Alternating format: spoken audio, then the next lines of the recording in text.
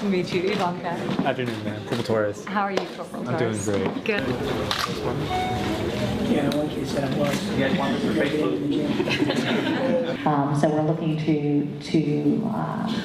increase availability and drive down cost across the country for all Americans. But this is a unique challenge when you're at a base in a location without a wide variety of options and with long wait times like you had suggested. So thank you for putting that on our radar, and we will focus on that. The incredible spouses of our heroes and the role that you're playing in support of them is enormously important, yet you face very unique challenges that most people are unaware of as it pertains to employment struggles. And that should not be the case. As an administration, we're committed to making sure that all Americans have incredible jobs, especially Americans that are serving this great country of ours. It is a true honor to be with so many dynamic women, and as the saying goes, a few good men, I say, around the room as well. And we're not here just because the statistics present a particular challenge about underemployment and unemployment, but really to look forward about all the different opportunities in the increasing gig economy that we have. We need to create uniformity, and a lot of this, and we're working very closely with Secretary Acosta to work with the governors of the states to create compacts. This has been done successfully for education amongst military children. And this is something that we're looking to extend to spouses as well across as many industries as we can. So we're actively meeting with governors, creating these pacts, and trying to figure out ways to help with an enormous hurdle that we hear time and time again involving licensure and credentialing as people move between states. Another area that we're deeply committed to is our administration's working family agenda. And this includes, as part of tax reform, supporting policies such as the expanded child care tax credit. We know that the cost of child care is unaffordable. It is skyrocketed out of control, and in roughly 50% of this country, it's the family's single largest expense. So we've heard the feedback from families across this country, including military spouses, about the burden of the cost of childcare and the limitations it puts on their ability to secure jobs. As an administration, we're committed to fueling and unleashing the spirit of small business owners. And military families and military spouses are great examples of entrepreneurs. I was an entrepreneur myself, and I also worked in the context of a family business, both at a family business and growing a business that I created on my own. I've had both experiences which are relatable in some ways to many of the people in the room. Working in a family business brings unique opportunities and challenges, the same with being an entrepreneur. So, I do think, going back to what Kellyanne was saying about Administrator McMahon's real commitment to focusing not just on making the SBA a resource for small business owners and entrepreneurs to gain access to capital, which is traditionally what they're known for, but also making sure that these centers across the country, and there are 68 entrepreneurship centers, also provide guidance and mentorship and network opportunities.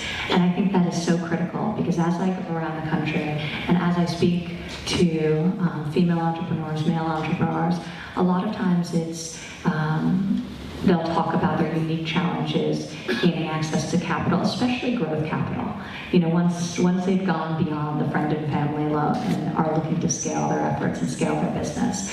But I would say as much, if not more, I hear from people that they need guidance and that they're looking for somebody who can help give them feedback and mentorship.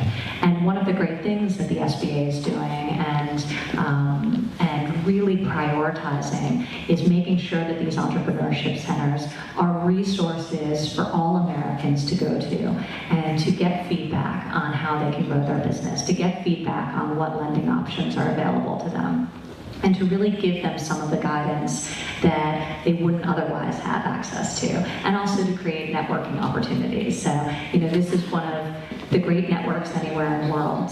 our military. So using each other and really thinking about how you can leverage this relationship and this network as you think about growing your business if you do end up growing that. But you know, coming from an entrepreneurship background, I'm so inspired to hear the stories of so many small business owners I've met who are military spouses who didn't intend to be small business owners or entrepreneurs, and it happened organically. And they're experiencing both joy and fulfillment and real success in that capacity. So we look forward to supporting those of you that are on that journey as well.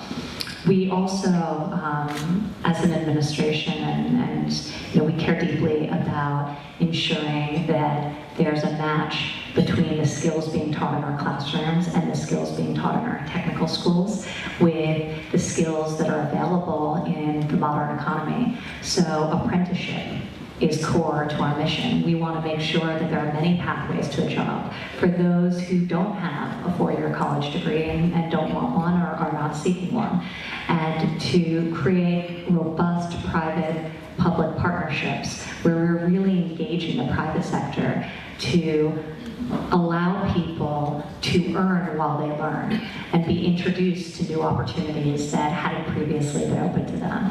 So this idea of workforce development, skills training, apprenticeship is another very interesting route that I think it should be part of the conversation and very much worth exploring in the broader context of what we're talking about here today. The resume tells me what you do. It doesn't tell me who you are.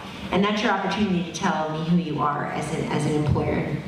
I have to tell you, Jenny, in having my own business for 22 years and employing a number of people over that time, that I always look for the same attributes. I mean, there's something about your formal education or your credentialing and obviously your employment history, your references, but there's really something to seeing grit and survival skills and coping skills in folks, because there are set things in any workplace that we're all expected to do by day, by week, by month, by year.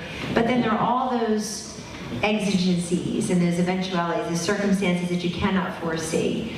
And I always really appreciated the potential employees and the actual employees who showed that moxie and that grit and that ability to take a situation and manage it and not fall apart because it wasn't in the schedule or you hadn't encountered it before.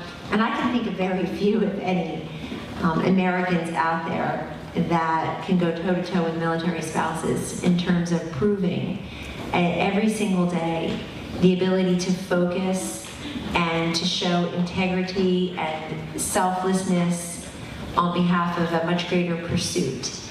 I've never met a very successful person who was not incredibly tenacious and also deeply passionate about the work that they are doing. So you have to love it to be great. We all know people who see the problems and see the problems as obstacles and as barriers. And the rare person, and they are rare, it is rare to find someone who is very focused on the solution and finding a solution. I feel great about the future for women, and you see the economic empowerment of women just over the last several decades. You see the contribution to GDP growth coming almost solely from the role of women's participation in the workforce in such an expanded way, and that continues to grow and that continues to evolve. You know, we do have definitely unique challenges. We are often the ones leaving the workforce to provide unpaid care for our children and adult dependents, and that brings unique stresses, unique satisfaction as well, but certainly the unique stress of trying to balance the competing demands of work and a family. And as we look at the modern economy, and as we think about the fact that the vast majority of American households are dual income, we need to think about the tax code through that lens. We need to think about the policies we're creating through that lens, through supporting the modern American family, and we're committed to doing that. You know, in thinking about tax reform, and thinking about regulatory reform, and thinking about growing the economy and ensuring that it can thrive, and thinking about ensuring that women are equally participating in the fields of the future. So when we think about where the jobs of the future are likely to come from, we need to do better than having women represent 22% of all tech workers. That's unacceptable. The fact that women are only today 13% of all engineers is unacceptable. So when you think about the future of where job creation is going to come from, we need to have coding skills. We need to embrace computer science. That needs to start early, and we need to make sure that these programs are designed in our schools with diversity, racial and gender diversity in mind, so we get increased participation. So we're working on all of these things. I think in the 21st century that if you're so inclined, the workforce is everyone and the workplace is everywhere. That, of course, is not true if you are a teacher in the classroom or a nurse or a physician in the hospital. But it is true for many of our industries and many of our positions. I notice with great enthusiasm that many of the jobs of the future that don't have tech or engineer in the title, and Ivanka's, of course, exactly correct about that, they tend to be in fields where women are still gravitating: healthcare, education, some information systems. And we often, especially in our healthcare debate writ large, talk about healthcare consumers. And that is predominantly female, meaning we control about 2 out of every 3 healthcare decisions made in the household. About 2 out of every 3 healthcare dollars in this country are the expenditure for those are controlled in part or in whole by a female. But I'd like to also talk about healthcare and women as the providers, not just the consumers. We are 1/2 of the medical students and pharmacy students roughly, but we are over 90% of the home health aides, a very big growing part of the healthcare sector, for example. We are roughly still by 85 or 90% of the nurses. And so when you think about healthcare, just as one industry, we are disproportionately a majority of the healthcare consumers, but also the healthcare providers. We recognize the challenge with childcare generally. It's unaffordable. It is uniquely challenging when you've moved into a location, a rural location, without family and friends to support you. The DoD health records were on a completely different system than the VA health records. And oftentimes, as somebody was transferred out of active service and into civilian life, it would take almost a year for the VA to be able to get their records, which is absolutely crazy. And that's oftentimes when a family is the most vulnerable and the most in need of health services and supportive services and counseling and guidance.